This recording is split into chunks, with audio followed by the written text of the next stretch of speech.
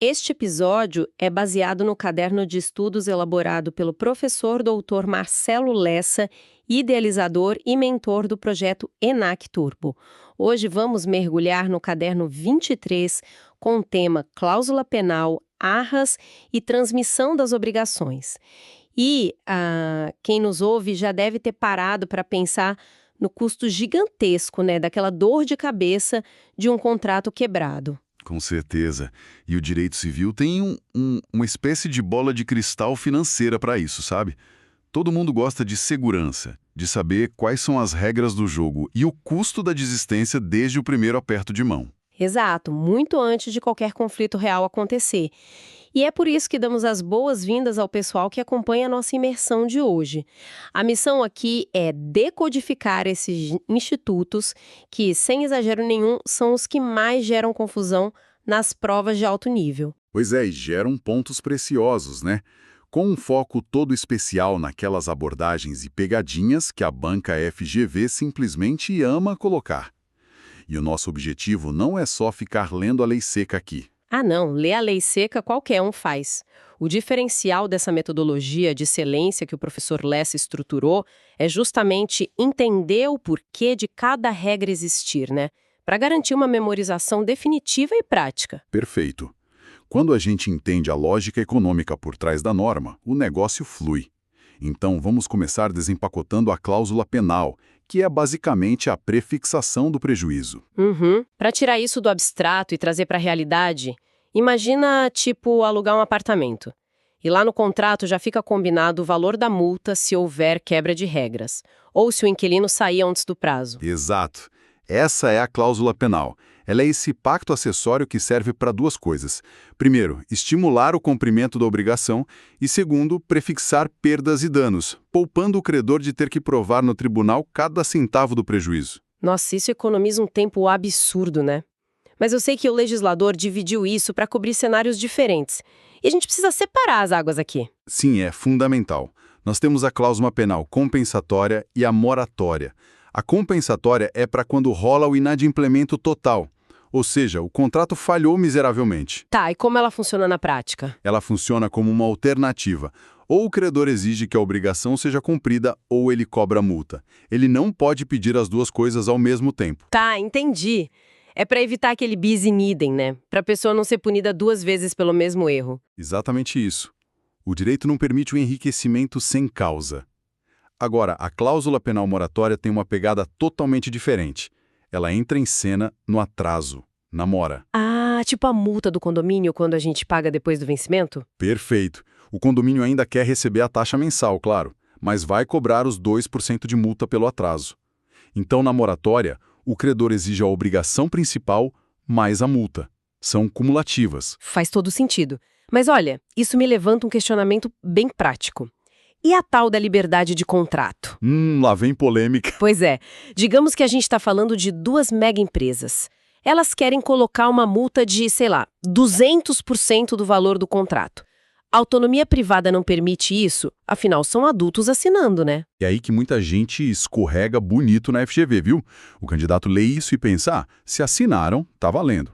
Mas, de forma alguma, o caderno do professor Lessa destaca isso muito bem. Então tem limite.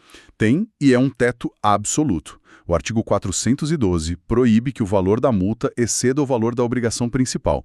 O limite é 100%. Ponto final. Caramba! E o juiz pode intervir se acharem que, mesmo dentro do limite, a multa ficou pesada demais? Não é que ele pode, ele deve. O artigo 413 impõe que o juiz deve reduzir a multa equitativamente se a obrigação tiver sido cumprida em parte ou se for manifestamente excessiva. Pera, ele deve. É uma obrigação do juiz, não uma escolha? É um dever, sim. E como o professor Lessa reforça, isso é norma de ordem pública. É cogente e inafastável pela vontade das partes. Nossa, então não adianta nem colocar no contrato que abre mão desse direito. Não adianta nada. É nulo. O juiz vai cortar o excesso de qualquer jeito para preservar o equilíbrio. Certo. Mas e no cenário inverso? A multa era de R$10.000. Mas o estrago real foi de 50 mil. O credor pode simplesmente cobrar a diferença? Essa é indenização suplementar? Então, a regra é dura, mas garante previsibilidade. a multa exaure a indenização. Por padrão, não pode cobrar a mais. A exceção, lá no artigo 416, é só se houver um pacto expresso permitindo isso. Ah, tem que estar escrito com todas as letras no contrato, então. E mesmo assim ele tem que provar esse prejuízo ou excedente, imagino. Exatamente, o ônus da prova é todo dele. Bom, se a cláusula penal pune a quebra ou atraso durante a execução, o que acontece logo no momento de fechar o negócio? Ah, na hora de dar o famoso sinal, né? Isso nos leva direto para as arras. Isso mesmo. As arras confirmam o negócio. E a gente tem as confirmatórias, que são a regra geral. Elas não permitem direito de arrependimento. Ou seja, se quem deu o sinal desistir, a outra parte simplesmente retém o valor, né? Exato. Mas a grande virada é quando a desistência vem de quem recebeu o sinal. Aí quem deu exige a devolução em dobro mais correção e juros. E aqui tem um alerta de atualidade quentíssimo para as provas. Sim, eu ia pedir muito destaque para esse ponto agora. A Lei 14.905 de 2024, né? O que mudou? Mudou que agora, além de devolver em dobro com juros e correção, quem falhou e recebeu o sinal vai ter que arcar expressamente com honorários de advogado. Olha que maravilha, fica muito mais robusto, porque antes a pessoa gastava com o advogado para reaver o dinheiro e a conta não fechava. Exatamente, consertaram uma injustiça prática. Mas repara que estamos falando das confirmatórias, agora contrasta isso com as arras penitenciais. Essas são as que têm direito expresso de arrependimento, certo? Isso. E aqui que mora a armadilha clássica da FGV. Nas arras penitenciais é absolutamente vedada a indenização suplementar.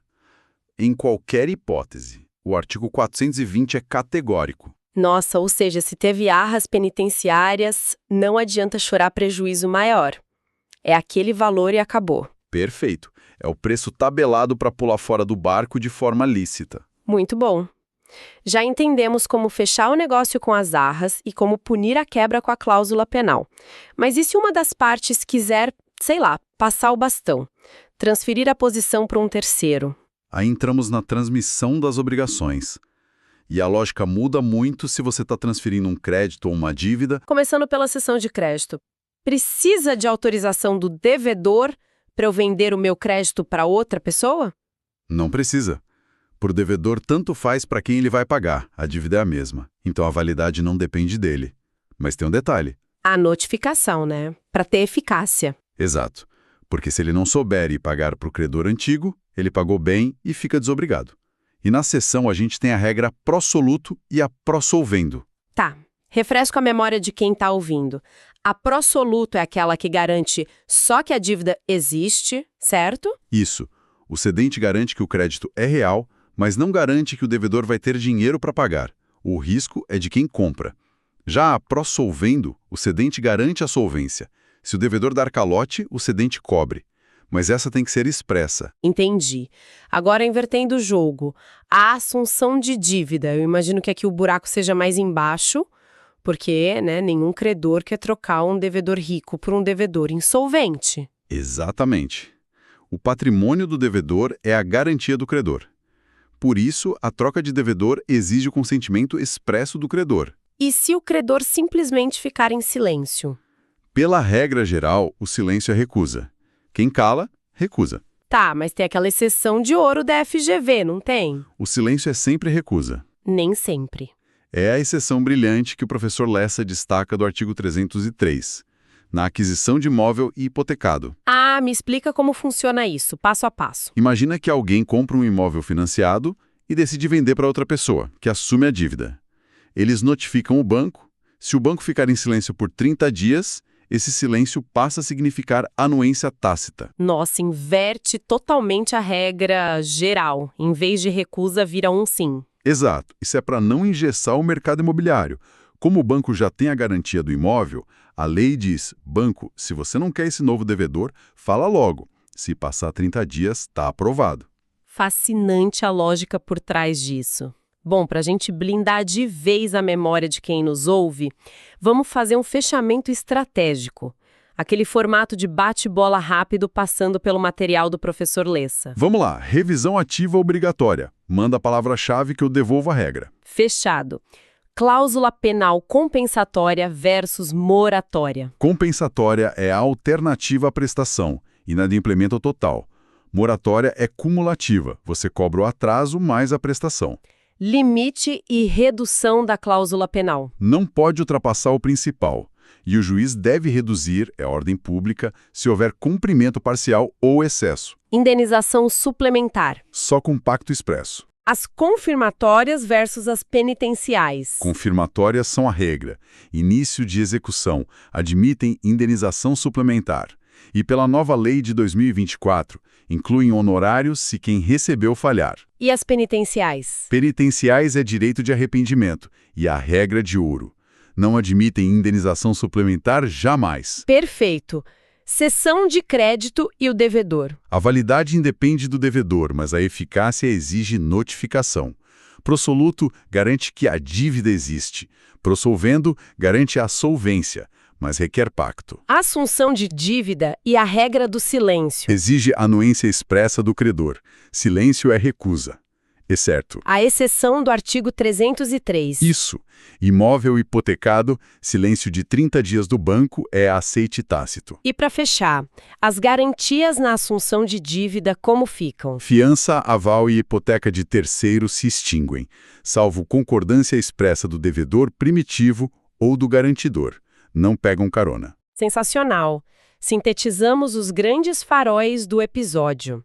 A redução cogente da cláusula penal, a inovação dos honorários nas arrás confirmatórias e o poder do silêncio de 30 dias no imóvel hipotecado. E tudo isso, sabe, nos leva a uma reflexão muito inspiradora que o professor Lessa traz no material de estudo. Porque o direito civil não é só um amontoado de regras para punir as pessoas. Ah, não. Não. Na verdade, é uma ferramenta de libertação. Pensa no pagamento. O adimplemento é a morte libertadora de um vínculo. Assinar uma escritura no cartório significa um encerramento de ansiedades. Nossa, é o início de novos ciclos de liberdade e segurança patrimonial para todo mundo envolvido. Perfeitamente. A técnica jurídica serve para garantir que a verdade prevaleça, ecoando aquela passagem. E conhecereis a verdade, e a verdade vos libertará. Que reflexão linda para encerrar. E só para deixar uma sementinha na cabeça do pessoal. Imaginem, num futuro próximo, com contratos inteligentes, os smart contracts em blockchain, uma cláusula penal executada automaticamente ou arras devolvidas na hora para sua carteira digital sem precisar de juiz. O direito vai ter que se adaptar a tudo isso. Sem dúvida, a tecnologia vai revolucionar a aplicação desses mesmos conceitos que a gente discutiu hoje. Com certeza. E com esse pensamento, queremos saber de quem está ouvindo. Qual o tema do edital vocês querem que a gente destrinche na nossa próxima análise? Deixem aqui nos comentários. É isso aí, pessoal. Participem, que a gente prepara com todo cuidado.